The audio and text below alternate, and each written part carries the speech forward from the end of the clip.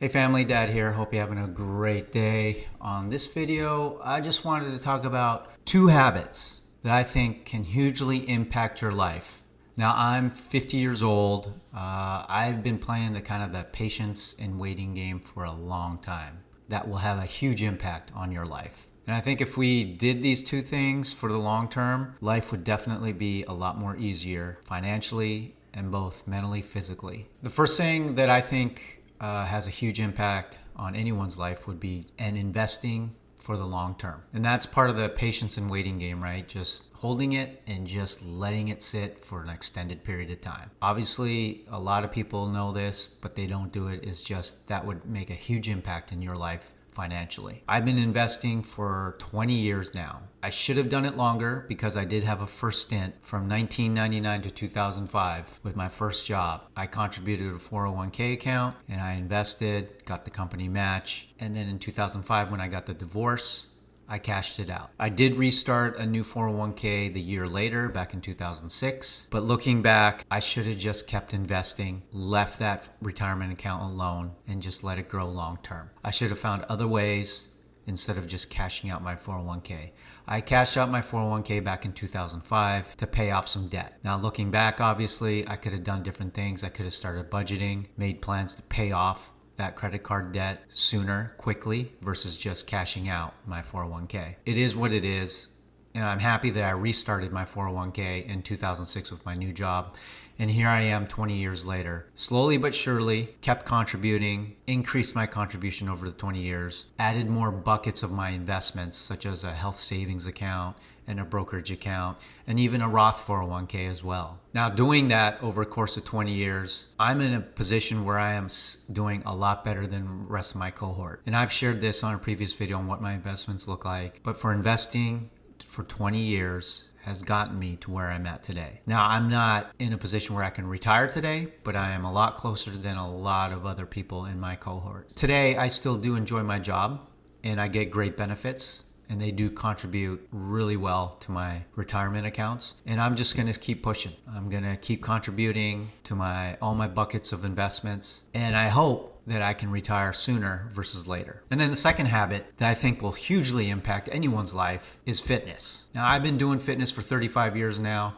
I started at around 15 years old when I started getting a little serious about sports. I started doing strength and training, strength and conditioning classes. But there was a 2-year period of sedentary life. And during those 2 years, I did gain a lot of weight. And it was right around the time when I was married and getting a divorce. I remember I went in to get a physical and the doctor stated that my blood pressure was elevated, roughly about 225 to 230 pounds. That's the heaviest I've ever been in my life. And I think just going into that doctor's appointment and then the doctor just telling me there are some health concerns that I needed to make a change. So during that year, it was late 2005, 2006, I started going back into the gym. I went in regularly. I went in anywhere from 5 to 6 to 7 days a week. I made the time. If it was just a half hour, if it's just an hour, I made time. And over the course of 1 year, I went from about 225 pounds, 230 pounds down to 160. And since then, I have committed to get my workouts in. Now, over the course of these decades, I've done a wide variety of workouts. I've trained for half marathons. I do a lot of spinning, biking classes.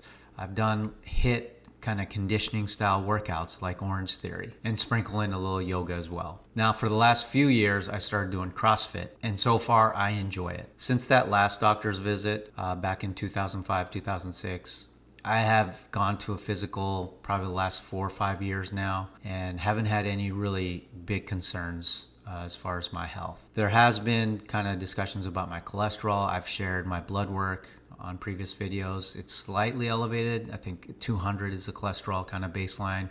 Mine's roughly, I think, about 225, 230 right now. But I'm trying to figure that out. I don't eat great. I eat a lot of sugar, but it's something that I'm being mindful about and trying to control that. But every day it's a challenge. But one thing that has balanced out is just working out regularly. I think that if I didn't work out regularly, life would be a mess right now. Now, like I said, these two habits, it's a marathon. You're not going to get fit and then 6 months and then just quit. This has got to be a lifestyle. You've got to dedicate some time every day to do some sort of activity. Now, if you're a first timer trying to get off the couch and starting to work out, it's going to be a marathon. You're not going to get fit quick within 3-4 months. It's a lifestyle change that you've got to incorporate in your life. And as you get older, it gets tougher.